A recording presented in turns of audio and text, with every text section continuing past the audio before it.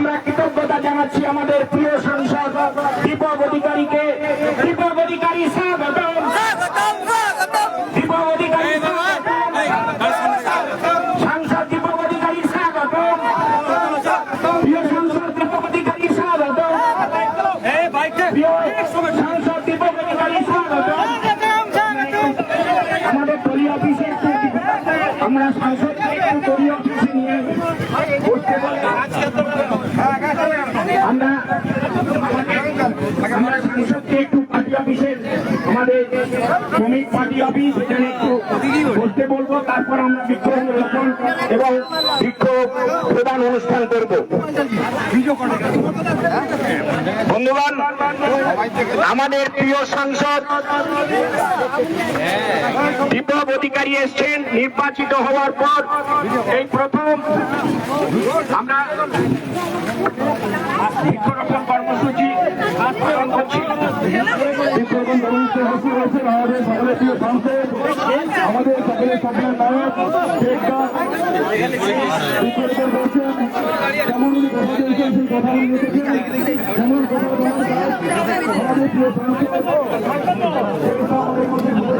যেমন ঠিক আছে, জল এনেছি, জল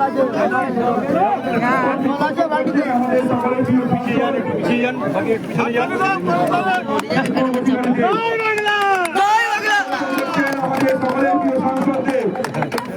এইখানটাই না, এইখানটাই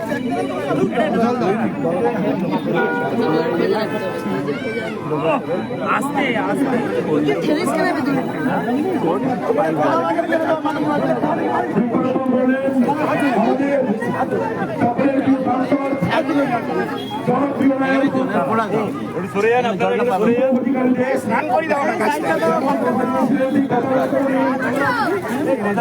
এই যে এখানেই তো গাছ আছে।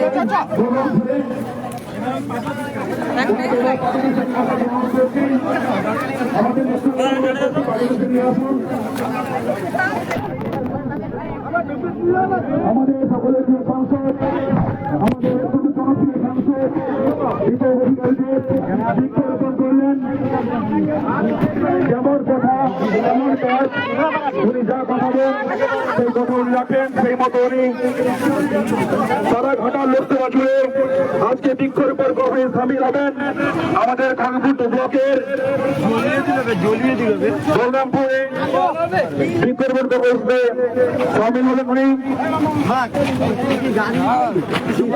সঙ্গে রয়েছে আমাদের